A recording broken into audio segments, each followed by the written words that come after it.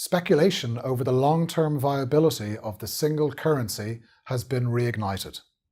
This fueled turmoil in Italian debt markets that began on the 16th of May and resulted in the 10-year BTP spread over German bunds widening out by close to 200 basis points.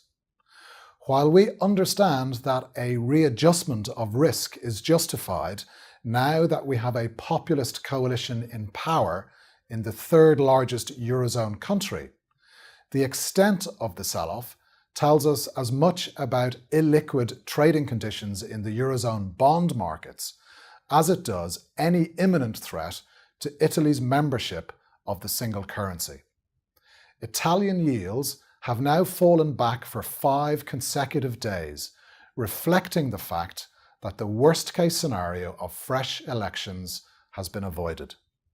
But understandable and legitimate uncertainty over sovereign credit risks will likely persist going forward until investors have greater clarity over the details of the economic and fiscal policies to be legislated for. Will the last 2 weeks of financial market turmoil constrain the populist coalition from implementing their election manifesto promises in full?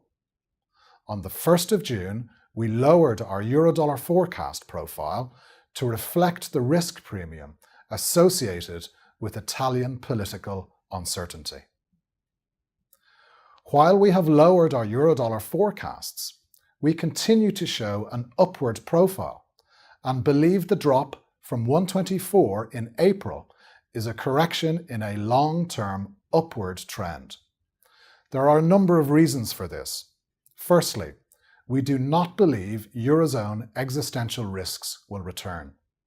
While a majority of the electorate backs the populist coalition, that support is not based on leaving the single currency. Recent polls show roughly 2/3 of the Italian electorate wish to remain in the single currency. Secondly, if we are right and existential euro risks do not return, then the ECB's plans for the reversal of monetary policy stimulus remain intact. Indeed, the implementation of fiscal stimulus in Italy would undoubtedly add upside risks to inflation.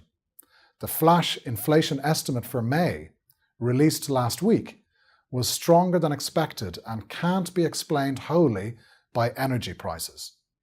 With upside inflation risks rising, the scope for extending monetary stimulus is very limited. Finally, the relative macro backdrop that has favoured the US dollar of late looks to be changing. Strong retail sales data in Germany and the UK, along with stronger PMI readings in the UK and China, suggests strengthening global growth after the weakness recorded in the first quarter.